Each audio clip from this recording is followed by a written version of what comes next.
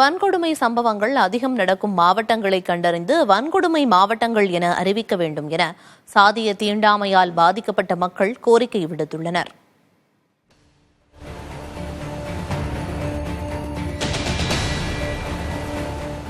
தமிழகமும் சாதிய வன்கொடுமைகளும் என்ற மாநில அளவிலான பொது விசாரணைக்கு மதுரையில் உள்ள எவிடன்ஸ் அமைப்பு ஏற்பாடு செய்திருந்தது. இந்த பொது விசாரணையில் தமிழகமெங்கும் நடந்த சாதிய கொடுமைகள் குறித்து முறையிடப்பட்டது. இதில் வேங்கை வயல், நாங்குநேரி, மேல்பாதி, பன்ருட்டி அஜித்குமார் குடும்பத்தினர் என 30க்கும் மேற்பட்ட பாதிக்கப்பட்ட மக்கள் கலந்து கொண்டனர். மேலும் சமூக ஆர்வலர்கள், வழக்கறிஞர்கள், மாணவர்கள் உள்ளிட்ட 100க்கும் மேற்பட்டோர் கலந்து கொண்டனர். வன்கொடுமை சம்பவங்கள் அதிகம் நடக்கும் மாவட்டங்களை கண்டறிந்து வன்கொடுமை மாவட்டங்கள் என அறிவிக்க வேண்டும் என்றும், அப்படி அறிவிக்கப்படும் மாவட்டங்களில் சாதிய பாகுபாட்டை உருவாக்கி வருவோரை கண்காணித்து அவர்களின் செயல்பாட்டை தடுக்க முடியும் என்றும் பாதிக்கப்பட்ட மக்கள் கோரிக்கை வைத்தனர். அதைத்தான் இன்றைக்கு தமிழ்நாடு முழுக்க பார்க்கிறோம். தென் மாவட்டங்களில் ஒரு பக்கம் ஒரு மாதிரி உண்டு, நாங்கள் வசித்துக் கொண்டு வடகூடிய மாவட்டங்கள் ஒரு மாதிரி உண்டு. இவைகளெல்லாம் சட்டப்பிரிவில் வந்திருக்கிறது. ஒரு வன்கொடுமை என்றால் என்ன என்பதை 39 வகையாக சொல்லியிருக்கிறார்கள்.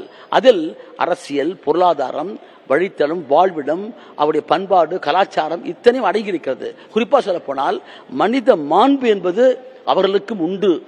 The dignity of an individual அது உண்டு. அதை பெறுவதற்காகத்தான் போராட்டமே. ஆகவே இந்த இழிவை போக்க வேண்டும் என்று சொன்னால் சட்டத்தை முறையாக அமல்படுத்த வேண்டும். அமல்படுத்த வேண்டும் தவறு செய்தால் அரசாங்கம் அவர்களே தண்டிக்க வேண்டும். சென்னை என்ற சிட்டியில ஒரு ஆணவ கொலை இந்த தேதியில 2024 நடக்குது. அதை அரசு கண்டிக்காத பட்சத்துல அரசு எந்த ப்ராப்பரான நடவடிக்கையும் எடுக்கல. ஸோ இதை வன்கொடை மாவட்டமா இந்த சென்னை மாநகரையும் செங்கல்பட்டையும் மாநகரையும், இது தாம்பரம் கமிஷனரேட்ல இருக்கு, தாம்பரம் மாநகராட்சியில இது எல்லாமே வன்கொடுமை மாவட்டமா அறிவிக்கணும். இது நார்மலான ஒரு கிரைம் கிடையாது. இது ஆணவ கொலை. இது வெறுமனே வன்கொடுமைன்றதே கொடுமையிலும் கொடுமை அப்படின்றனால அது வன்கொடுமையா வச்சிருக்காங்க. அதுலயும் இது சாதி ரீதியான ஒரு ஆணவ படுகொலை நடக்குது. ஸோ அதை அதனால இந்த மாவட்டத்தை வன்கொடுமை மாவட்டமா, இதே மாதிரி தமிழகம் முழுக்க நடக்கிற வன்கொடுமை அதிகமா நிகழக்கூடிய ஒவ்வொரு மாவட்டத்தையும் வன்கொடுமை மாவட்டமா அறிவிக்கணும்.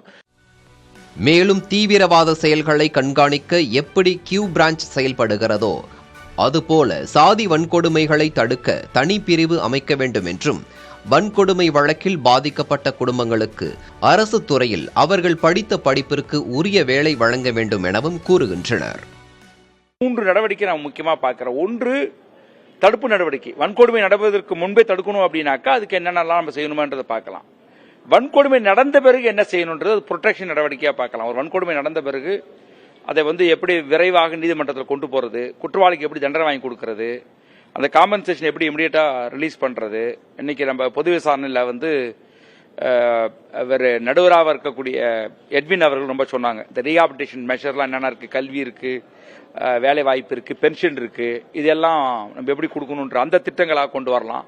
அப்படின்னும் போது அந்த மாவட்டத்துக்கு அதிகமான கூடுதல் கவனம் எடுக்கும்போது என்னவா இருக்கும் அப்படின்னாக்கா அங்க ஒரு அமைதியை நிலைநாட்ட முடியும். இந்த முதல்வர் நேரடியாக தனி கவனம் செலுத்தி கண்காணித்தால் மட்டுமே வன்கொடுமைகள் குறையும் என்பதே பாதிக்கப்பட்ட மக்களின் குரலாக உள்ளது. புதிய தலைமுறைக்காக ஒளிப்பதிவாளர் லக்ஷ்மணனுடன் செய்தியாளர் பிரசன்ன வெங்கடேஷ்.